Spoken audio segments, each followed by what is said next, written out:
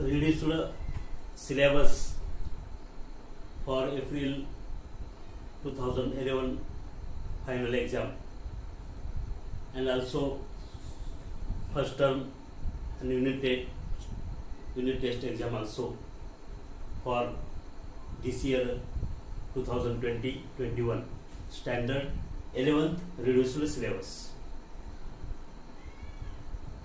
तर आपण मराठी माध्यमाचं पाहिलं की कोरोना परिस्थितीमुळे सिलेबस कोणता कमी केलेला होता. शासनाच्या धोरणानुसार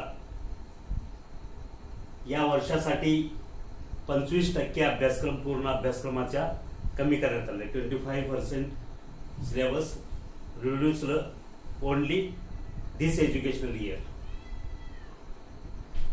दिस syllabus reduced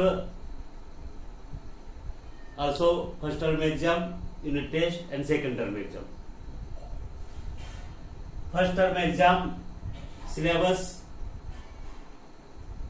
1 to 6 topics: self management, time management, team building, motivation, ethics and values, interpersonal skills. And remaining 5 topics, topic number 7 and 11: stress management, interview, cross occupational competency, quality management, safety and health for second semester. But second semester 5 topics 70% syllabus, and first terms 6 topics 30% syllabus for second term. येते का लक्षात? यापूर्वी कसं होतं पहा की first टर्मचा जो अभ्यासक्रम असायचा, फर्स्ट टर्म एक्झाम झाल्यानंतर त्या अभ्यासक्रमाचा सेकंड टर्मच्या परीक्षेशी काही संबंध नसायचा. ते आपण वया बाजूला कुठेतरी ठेवून द्यायचो आणि सेकंड टर्म मध्ये जो अभ्यासक्रम शिकवला जाईल त्याच्यावरती तोच अभ्यासक्रम निम्म पुस्तक अभ्यास करून तेवढ्यावरती सेकंड टर्म साठी आणि third and fourth unit test साठी एक क्वेश्चन पेपर असायचा. परंतु आता तसं झालेलं नाही. आता मी जसं इथं सांगितलं 7 to 11 topic for second term.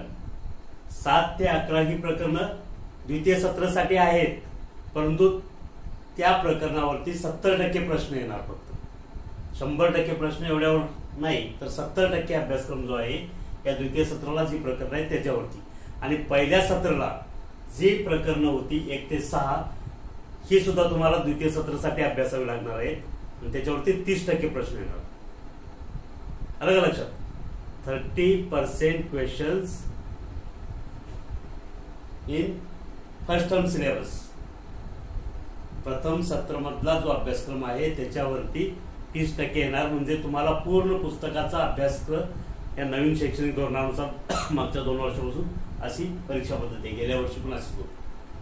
म्हणजे पूर्ण पुस्तकाचा तुम्हाला अभ्यासक्रम करावा लागणार आहे. अभ्यास द्वितीय सत्राचा जो आहे अभ्यास त्याच्यावरती जास्त प्रश्न येणार 70%, आणि 30% प्रश्न मात्र पहिल्या सत्राचा जे टॉपिक होते अभ्यासक्रम होता त्याच्यावरती पण येणार आहे. लक्षात? आता हे करत असताना जो कमी या वर्षीसाठी कोरोना परिस्थितीमुळे जो अभ्यासक्रम शासनाने कमी केलेला आहे, तर हे जे सब युनिट आहेत ते सब युनिट इथे तुम्हाला जे दिले याच्यावरती कोणत्याच परीक्षेला प्रश्न येणार नाही. रिड्यूस केलेले आहे म्हणजे याच्यावरती येणार नाही, हे वगळून प्रश्न येणार. म्हणजे युनिट टेस्ट असो, फर्स्ट टर्म असो, थर्ड फोर्थ युनिट टेस्ट असो किंवा सेकंड टर्म असो. लक्षात? तर आता आपण या ठिकाणी पाहूया की टॉपिक वाईज कोणता अभ्यासक्रम कमी केलेला आहे. Reduced syllabus each topic. First number self management, ज्याला आपण स्वयं व्यवस्थापन असं म्हणतो. सेल्फ मॅनेजमेंट मध्ये employability planning and goal setting. Employability planning, रोजगार नियोजन आणि ध्येय निश्चिती. Employability planning and goal setting याच्यावरती प्रश्न येणार नाही. This unit is reduced. Second time management, वेळेचं व्यवस्थापन. तर याच्यामध्ये काहीही वगळलेलं नाही, त्यामुळं त्या टॉपिकवरती कोणतेही प्रश्न येऊ शकतात. थर्ड टीम बिल्डिंग, ज्याला आपण गट निर्मिती किंवा समूहाची निर्मिती असं म्हणतो, टीम बिल्डिंग, हे प्रकरण देखील छोटं असल्यामुळं याच्यावरती देखील काही प्रश्न येणार नाहीत. सगळं पूर्ण टॉपिक जे आहे हे इम्पॉर्टंट आहे. Fourth, motivation.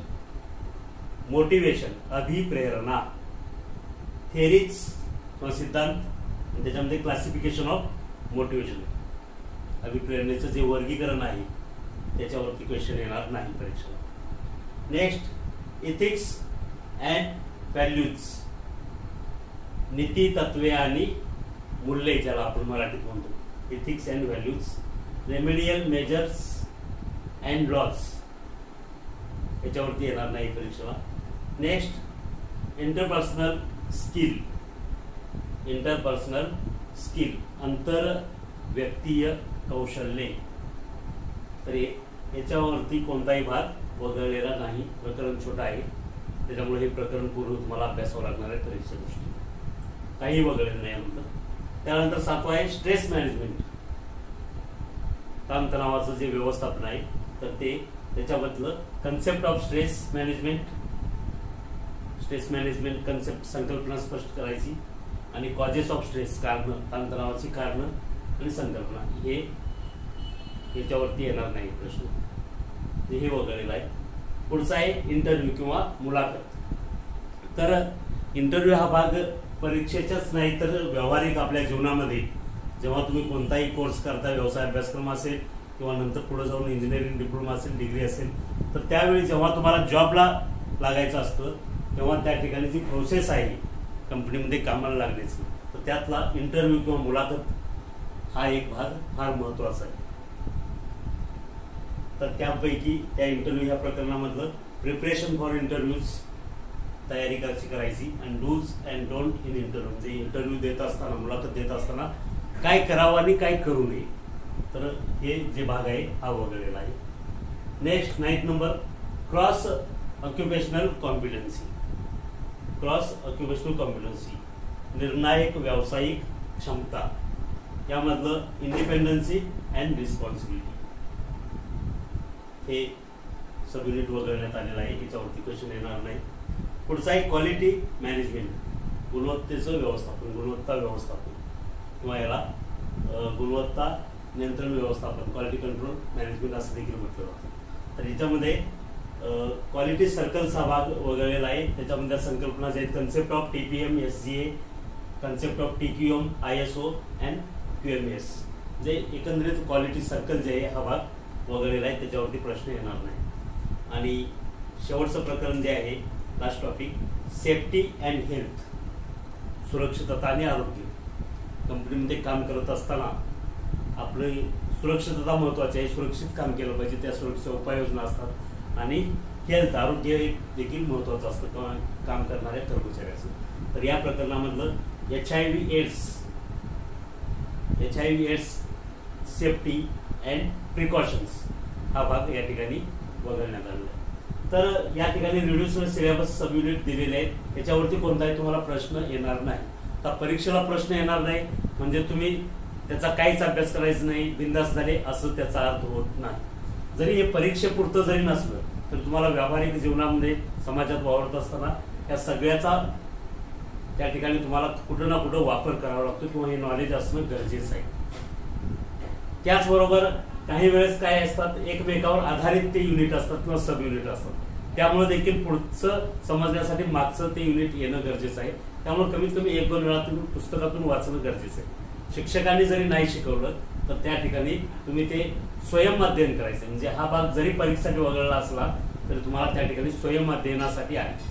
तोंडी परीक्षा वेळेस एखाद्या वेळी एक्झामिनर तुम्हाला अंतर्गत मूल्यमापन जे करायचं आहे तेव्हा तोंडी परीक्षा याच्यावरती देखील प्रश्न विचारू शकता, म्हणजे तुम्ही स्वयं अध्ययन केलेलं आहे की नाही हे त्या ठिकाणी समजतं.